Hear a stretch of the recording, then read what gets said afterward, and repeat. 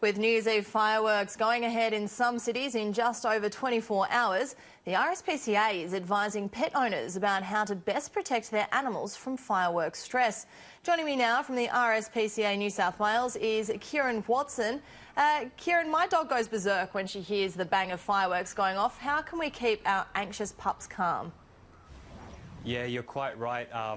New Year's Eve can often be loud and colourful, which signals a lot of fun for a lot of people, but for our pets it can be quite distressing, and it's important as responsible pet owners to have a safe and secure environment for our pets. For dogs, for your dog in particular, you might want to take it for a long walk, tire them out, make sure they're well fed, because a well exercised and well fed dog is often a less anxious dog.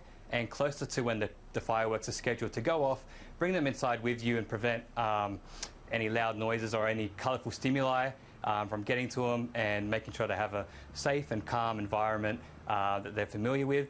And that's all it's all about, making sure they're safe and calm.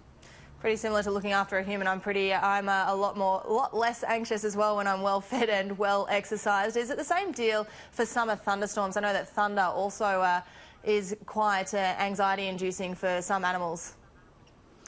Yeah, and our messaging is quite the same. It's really important and crucial to make sure your pets are microchipped and registered with your local council, and even more so that your details are up to date, because in the event that they do flee, be from fireworks or thunder, that gives them the best chance of being reunited with you and your family.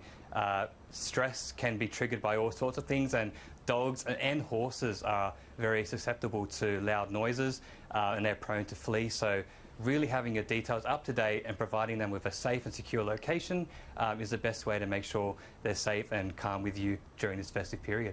And it's not just the loud noises that are a concern for pets in summer. How do we best protect them in this heat and this smoke that seems to be lingering around?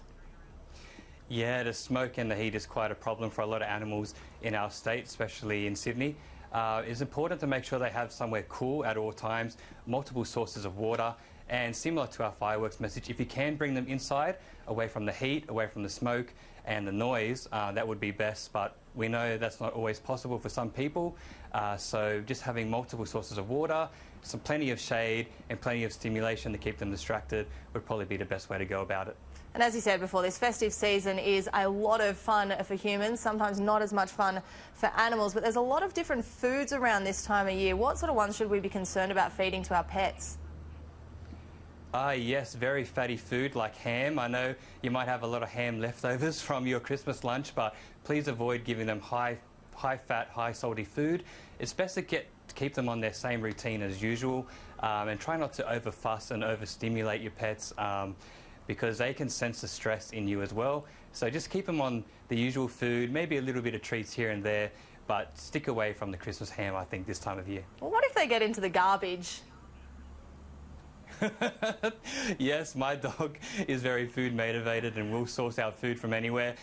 Just try and keep it out of reach as best you can, and if you see any signs of stress or any sort of difference in behaviour of your dog, please seek veterinary assistance as urgently as you can. I think that would be the best message, but you can't always help them getting into the garbage, I know.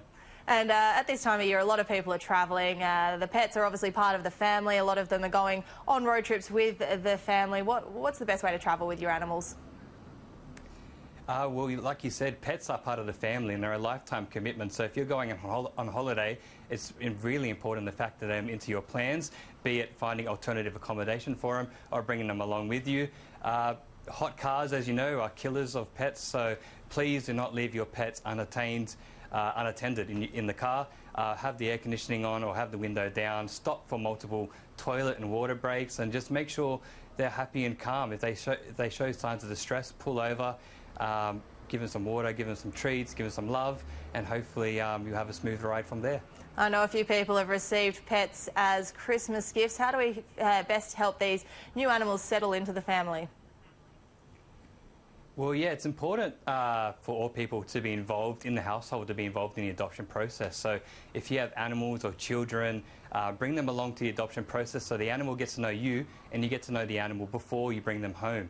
A lot of people might have received animals as surprise gifts, and we would discourage people from, surprising someone with a pet as a gift, because all pets are lifetime commitments and it's not something to be thrust upon someone.